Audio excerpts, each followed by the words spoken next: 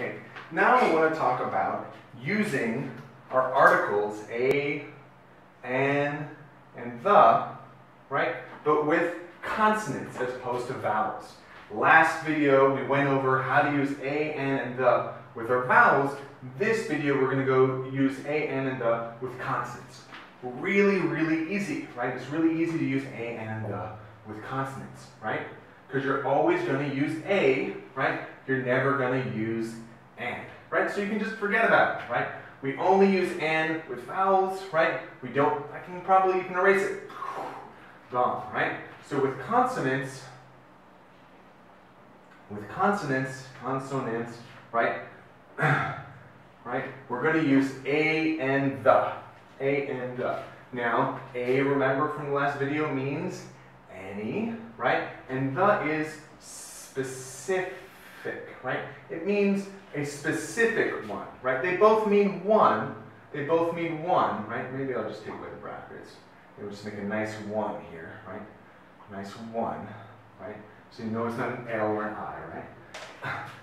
It means one, but the is specific, and a means any, right? And we're going to use it not with our vowels, right? But with our consonants. So remember our consonants are b, k, d, f, k. Oh, I did k again. D, f, b, k, d, f, g, h, j, k, l, m, p, qu, r, s, t, v, w, x, y, and z, right?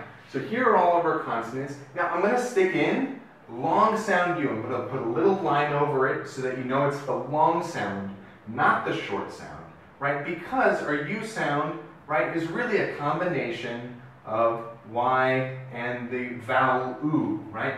Y and U, right? In order to make our long sound, U, it's really a combination. It's kind of half-half. It's like two sides, two tastes that taste great together, right? So you have y and u, right? Making our u. So I'm going to put the long sound, not the short sound u, with the consonants. A lot of teachers don't do this, but sometimes kids will, it's really, well, this is really easy to confuse. And so I'm just going to put a box around it. You may teach it this way, you may learn it a different way. And so this is a special exception, because it's not quite a consonant, but it's not quite a vowel as well. Okay? So now let me give you a couple of examples, right? So let's take an example with the letter B, right? A bat, right? A bat, okay? Or the bat, right? So, teacher, you might say, what's the difference between a bat and the bat, right? Both of these mean one bat, right? If you say a bat, it means one bat, or you say the bat, it also means one bat. So why are we going to have these two separated? Well, again, this could be any bat, and this could be the specific bat. So if I'm in the kitchen and I say, hey, can you help me go? Can you help me? I've got my hands full. I'm cooking. I need a cup. It means any cup, right? It could be a small cup, it could be a big cup. I don't really care, right? And you might say, hey, wait a second. There's a whole mess of cups. I've got this big liter cup over here.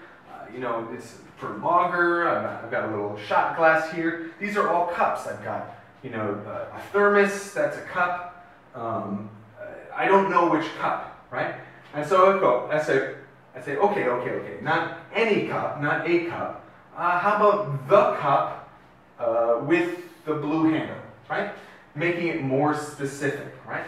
And so the difference between this, right, is that you can substitute any for a, right, meaning any one, right, non-specific, where the, you're going to be talking about a specific one. And either you can use more adjectives, more descriptors, right, or